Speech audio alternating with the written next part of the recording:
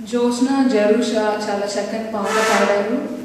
మరి ఆ పాప పాట పాడక ముందు it was very beautiful. She said 2000 years ago. That was really a wonderful one.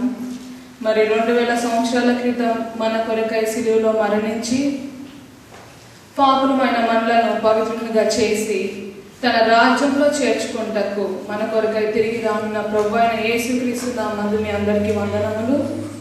మరి యేసయ్య సిలువలో పలికిన 4వ మాటను ధ్యానించుటకు నాకు ఈ అవకాశం ఇచ్చిన ఆ దేవాతి దేవునికి నా స్తుతులు, మరియు మన సంఘ కాపరికి నా కృతజ్ఞతలు.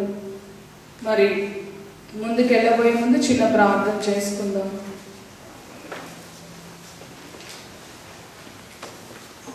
నాయన పరలోకమందున మా యొక్క తండ్రి, మా గొప్ప దేవ, పరిశుద్ధుడా, కృపామయుడ, కరుణామయుడ, ఈ యొక్క మధ్యాహ్నం వేళ సమయంలో తండ్రి నాయన మీరు మా కొరకు సిలువలో పెట్టిన పర్యాగం తండ్రి మేము జ్ఞాపకం చేసుకుంటూ మరి సిలువలో మీరు పలికిన 7 మాటలను మేము ధ్యానించుకుంటకు మీరు మాకు ఇచ్చిన యొక్క తరుణాన్ని బట్టి వందనాలు నాయన.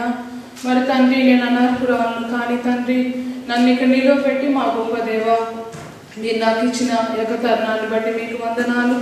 ఈ యొక్క సమయం అందు నన్ను మరుగుపరిచి మా గొప్ప తండ్రి మాతో మీరు మాట్లాడమని వేడుకొంచున్నాం.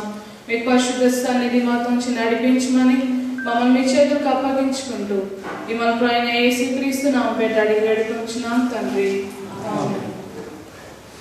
దేవుడు ఒక్కడే, దేవునికి నరులకును మధ్యవర్తియు ఒక్కడే, ఆయన క్రీస్తు యేసు అను నరుడు. ఈయన అందరి కొరకు విమోచన క్రయధనముగా తను తానే సమర్పించుకును.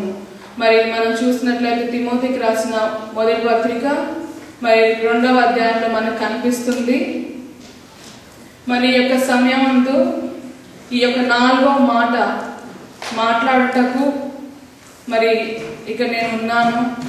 ఏలోయి ఏలోయి లామా సబక్తాని, నా దేవా నా దేవా నన్ను ఎందుకు చేయి విడిచితివి. My God why have you forsaken me. ఇది మనం చూసినట్లయితే మరి తండ్రి అయిన దేవుడు ఈ యొక్క సమయంలో మరి చూస్తున్నాడు, ఆయన కూడా చూస్తున్నాడు. యేసుక్రీస్తు సిలువలో పలికిన 4వ మాట సుధా అంటే చాలా చక్కగా చెప్పారు. మొదటి 3 మాటల కంటే కూడా తర్వాత పలికిన మాటలు ఆయన దైవత్వాన్ని విడిచి పలికిన మాటలని చాలా చక్కగా చెప్పారు. మరి మొదటి పలికిన 3 మాటల కంటే యొక్క 4వ మాట మనం చూసినట్లయితే ఆయన ఎంతో వేదనతో పలుకుతున్నాడు. తండ్రి అయిన దేవుని చూసి ఆయన ఈ యొక్క మాట పలుకుతున్నాడు. మరి బైబిల్లో రాయబడిన విధంగా మార్కు సువార్త 15వ అధ్యాయము 34-35 చదువుకుందాం.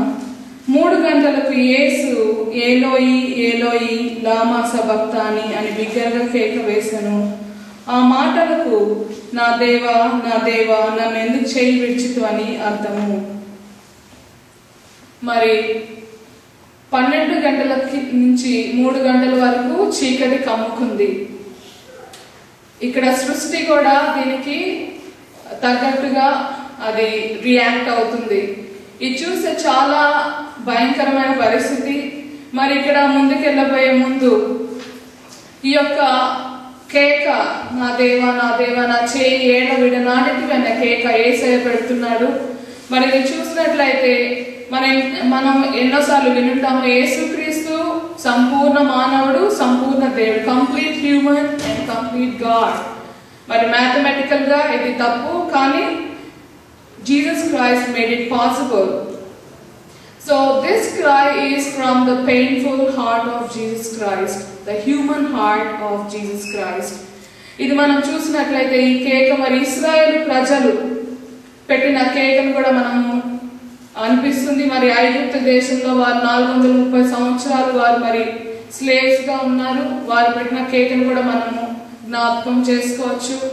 అదేవిధంగా ఈ యొక్క కేక మరి దావీదు ప్రవచించినట్టు మరి కీర్తనలు 22వ కీర్తనలో నా దేవా నా నేల చేయి విడనాడితివి, ఆ యొక్క ప్రవచనం నెరవేర్పుగా కూడా మనం చూస్తున్నాము. యేసుక్రీస్తు ఆయన యొక్క జీవితం మొత్తము ప్రవచనంలో నెరవేర్పు.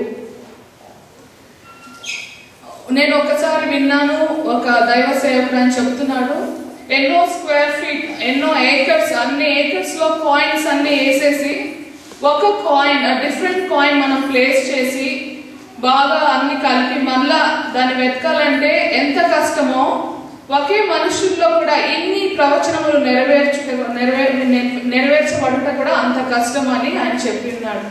సో ఈ యొక్క కేక కూడా మరి దావీదు ప్రవచించిన విధంగా మనం చూస్తున్నాము. నేను ఎక్కువ సమయం తీసుకోను.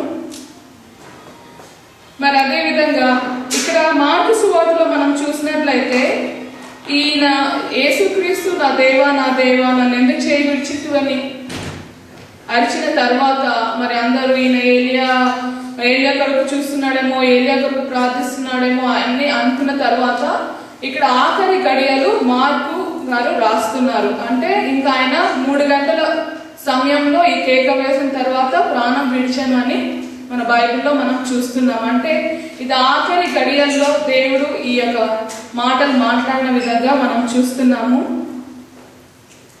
అండ్ ఈ యొక్క సమయంలో ఆయన మరణమైపో ముందు ఈ యొక్క మాటలు మాట్లాడాడు. మరణము, పాపం వల్ల వచ్చే జీతము మరణము. మరి ఈ యొక్క మరణం ఎందుకు? యేసుక్రీస్తు ఆయన మరి ఏ యొక్క మచ్చలేని గొర్రెపిల్లగా ఉన్నారు. ఎవరిది పాపము? మనం చూసినట్లయితే we all know that it is our sins. Even till today we are committing sin. Jose నాకు చెప్పారు, చిన్న పాపములు పెద్ద పాపములు అన్ని చేస్తుంటాము, ఒకరి గురించి తప్పుగా మాట్లాడుతుంటాము, ఒకరిని హర్ట్ చేస్తుంటాము. Yes, these are all our sins and he bore it on the cross on that day. So ఈ పాపములన్నీ ఒకసారి మనం ఇమాజిన్ చేసుకుంటే మరి యేసుక్రీస్తు శిలువ మీద ఉన్నాడు. మరి సుధాంత చెప్పినట్టు ఆయన మధ్య ఆకాశం, ఆయన మరి భూమికి ఆకాశానికి మధ్యలో వేలాడుచున్నాడు. ఆయన మీద మనం చేసిన పాపములన్నీ ఒక్కసారిగా ఆయనను కమ్ముకొని ఉన్నాం అన్నమాట. అది ఒక అంధకార స్థితి, ఒక అంధకార సిట్యుయేషన్ లాగా ఉంది. A situation which is filled with darkness. ఇక్కడ మనం చూసినట్లయితే మరి యేసయ్య కూడా ఆయన్ని ప్రధాన యాజకులు వీళ్ళు ప్రశ్నిస్తున్నప్పుడు ఆయన్ని పట్టుకొని యేసయ్య మరి లూకా సువార్త 22వ అధ్యాయం 53వ వచనంలో కూడా యేసుక్రీస్తు ఈ విధంగా చెప్పుచున్నాడు, నేను అనుదినము మీ చెంత దేవాలయంలో ఉన్నప్పుడు మీరు నన్ను పట్టుకొనలేదు, అయితే ఇది మీ గడియయు అంధకార సంబంధమైన అధికారమును అనెను. అంటే ఈ యొక్క గడియ, ఈ గడియలు మన పాపమంతా ఆయన మీద మోపబడి ఉన్నది. ఈ యొక్క సమయంలో మరి దేవాతి దేవుడు యెహోవా దేవుడు పరిశుద్ధ తండ్రి మరి పాపమునకు వారికి ఎంతో ఎడమ. మరి యేసుక్రీస్తు మన పాపమంతా ఆయన మీద ఉన్నప్పుడు మరి దేవాతి దేవుడు పరిశుద్ధాత్మ దేవుడు విడిచిపెట్టేశారు యేసయ్యని. ఈ యొక్క సమయం అందు మరి యేసయ్య ఒక మానవ రీతిగా ఆయన మరి ఆయన చెప్పినట్టు దైవకత్వాన్ని విడిచి ఆ యొక్క మానవ రీతిగా ఆయన ఎంతో he's going through lot of suffering and మన పాపములన్నీ కూడా ఆయన మీద ఉన్నవి. ఆ సమయంలో దేవుడు పరిశుద్ధాత్మ దేవుడు చేయి విడిచినప్పుడు మరి యేసయ్య ఈ విధంగా మొరపెడుతున్నాడు. ఎంతో వేదనతో ఆయన హృదయ విదారకంగా ఈ విధంగా మొరపెడుతున్నాడు, నా దేవా నా దేవా నన్ను ఎలా చేయి విన్నాడితివి. Jesus feels separated from his Father. He is now all alone and he must face death by himself. And Jesus entered into the hell of separation from God. The Father abandoned him because Jesus took upon himself the penalty for our sins. In that hour, he experienced something far more horrible than physical pain. And Jesus knew what it was like to be rejected by a father. మరి కొరింథీయులకు రాసిన 2వ పత్రిక 5:21లో మనం చూసినట్లయితే, ఎందుకనగా మనం ఆయన యందు దేవుని నీతి అగునట్లు పాపం ఎరుగని ఆయనను మన కోసము పాపముగా చేశాను. మన కోసం ఆయన పాపమయ్యాడు, మన పాపములను ఆయన వహించాడు. మరి మచ్చలేని గొర్రెపిల్లగా ఈ యొక్క లోకానికి వచ్చి ఆయన మన యొక్క పాపములు ఆయన మీద మోపుకున్నాడు. Now the burden of all the sins of humanity for a moment overwhelmed the humanity of our Jesus. It is in defeat of his humanity that the divine plan of his Father and himself will be completed, and it is by his death that we are redeemed. అదేవిధంగా మనం కొరింథీయులకి రాసిన మొదటి పత్రికలో చూసినట్లయితే 15వ అధ్యాయంలో విజయమందు మరణము మృంగివేయబడను అని ఉంది. మరి అదేవిధంగా యెషయాలో కూడా 25వ అధ్యాయంలో మరెన్నడూ ఉండకుండా మరణం ఆయన మృంగివేయను అని ఉంది. అంటే ఈ యొక్క గడియలు కొంత సమయం మాత్రమే, మరలా ఆయన పునరుద్ధానుడై తిరిగి లేస్తాడు. మన పాపముల్ని మరి ఆయన మీద మనం మోపినప్పుడు ఆయన మరి బలి అయి మరలా పునరుద్ధానుడై లేస్తాడు. కానీ ఆ యొక్క గడియలు ఎప్పుడైతే మన పాపం అంతా ఆయన మీద మోపబడిందో ఆ యొక్క గడియలు ఎంతో కష్టంగా ఉన్నవి. కానీ he bore it all alone, and in that situation he cried out loud, my God, why have you forsaken me? So have you taken time to consider that Jesus was abandoned by the Father so that we might not be? What does this word from the cross mean to us?